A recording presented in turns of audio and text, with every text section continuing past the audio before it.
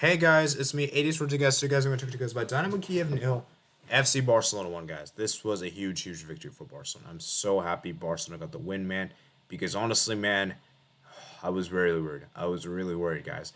And this match made my adrenaline go high, guys. I mean, this was a tough match to watch because of how long it took for Barcelona to score. I mean, I was looking at other Champions League matches. Barcelona were the only team. This is the only match there was no goal, and it took us until 70 minutes to score a goal. And it was such a breathless goal, a priceless goal indeed, and my emotions were so high, man. I was celebrating like a madman, guys, because this goal meant everything to us, and I'll explain everything in a bit and how significant it was for this group. And it was a really big victory, a big victory away at Ukraine, guys, and we know how difficult it is to play in Ukraine. And yeah, so let's go and get started. So before we get started with the video, guys, I want to make this very clear. I want you guys to understand that I would like for you guys to subscribe to the channel and like and comment as well. I really do appreciate the support for the video, guys. You guys have been continuously supporting. I greatly do appreciate it. If you guys want to show back your gratitude and show the support, subscribing to the channel would greatly help as well. Because remember, guys, my goal for this year is to get 500 subscribers by the end of this year. Right now, November 2nd. And we're definitely on course to do so. We just need 98 more subscribers more second. I finally unlock the community tab and finally do a lot of polls for you guys. Because with that community tab, guys, I can do a lot of fun stuff. I can do polls on there. I could do a lot of quick announcements. And I'm going to streaming there. It's just a really good platform area, guys.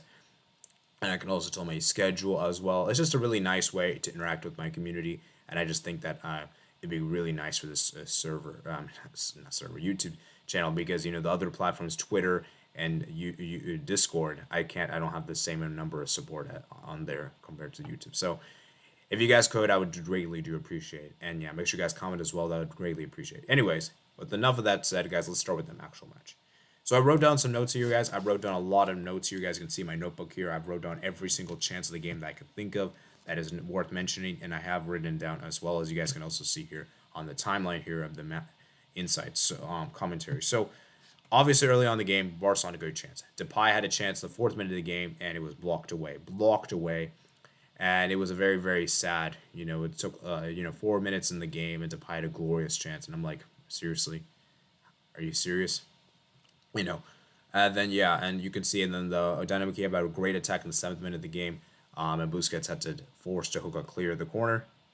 And then Garcia got and then a free kick was given there. You can see, and the Depay sends a set piece through a free kick. Yeah, and then 15 minutes in, nothing's really happened. Cross from Ingueza, pushes up, and the Sturridge brings Depay down, and then Eric Garcia gets a yellow card there. And as you can see, Eric Garcia, man, I've continuously said this before, guys. Eric Garcia for me is very suspect. I'm not really been impressed with his defensive work. He's been very subpar. And yeah, it was a great long ball from Garcia for Fati, and it was smashed as well over. And then brings it back to Busquets, and Busquets had a great chance outside the box, and he shoots the sky. And then Kiev had a great opportunity here. I think, let me see if we can. Right, a corner goes from Depay, and Sterling blocks with his net feet. Yeah, let's Kusai's have come alive here, and this is the best chance for, yeah. Cost her second his shoes, and Mark just had to make a save. Close again.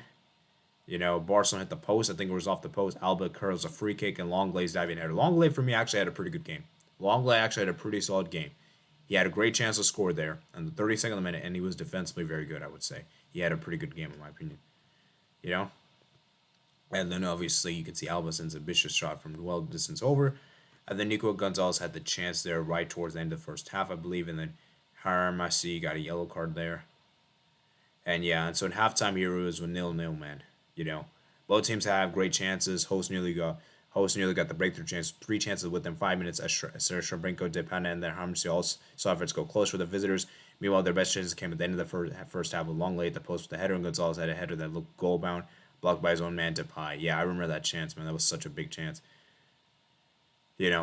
And at halftime here, I was very worried, very worried indeed. And Gavi got an early booking right into the second half. It was very early, And then Busquets, Barcelona had a shot on target. Finally, Longley got a yellow card as well.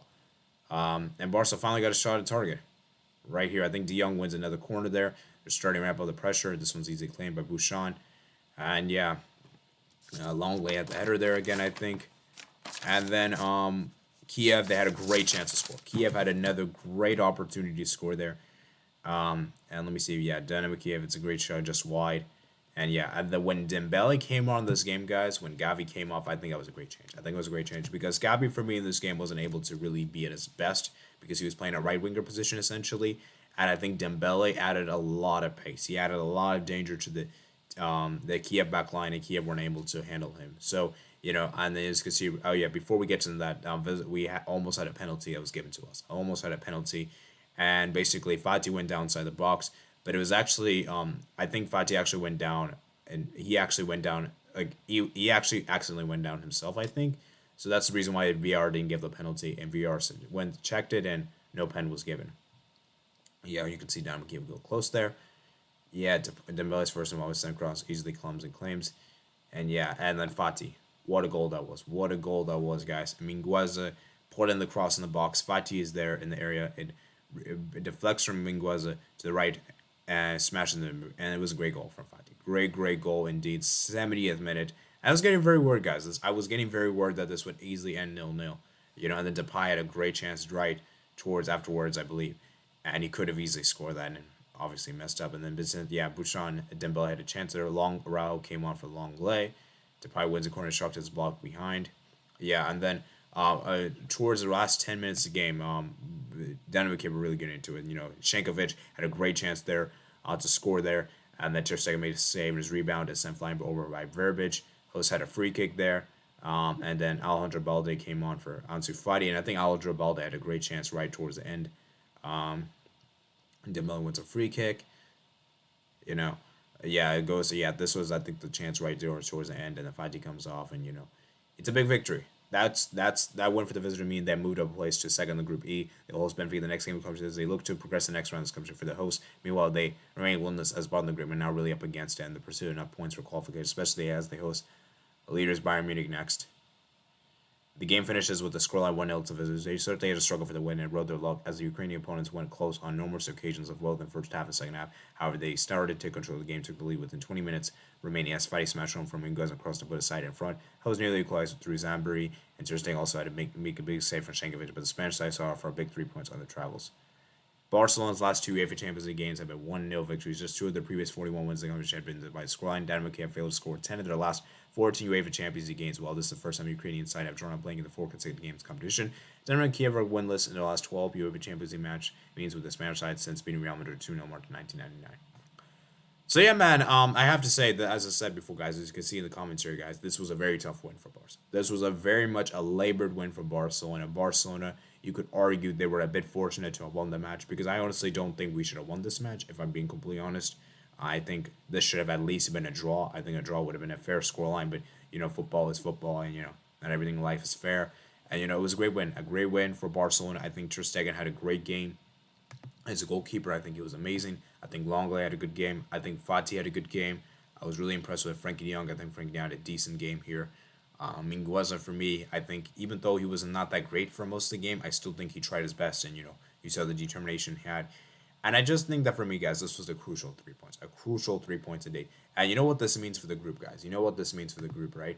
Barcelona got 15 shots for on target, 66% possession, 584, all that good stuff. And you see how important. Let me move my camera out of the way so you guys can see. So you can see right here, guys, that Barcelona are second in the group with 6 points, and Bayern at 12. Bayern have clinched their spot in the round of 16. Bayern will make it through to the round of 16. They have qualified to the round of 16. And I believe they have topped the group as well, right? I think they also have as well. So, Bayern Munich, man, it's almost like, they've almost topped. I think it's not official yet, but I think they've almost topped. I think they've qualified to the round of 16. I know that for sure, but I don't know if they have topped the group. I think they have. I think so. I'm not exactly sure about that. But anyhow, you can see right here that Barcelona are 6 points and Benfica on 4 points. So that game against Benfica at the Camp Nou at match day 5 is going to basically determine whether Barcelona survive or not.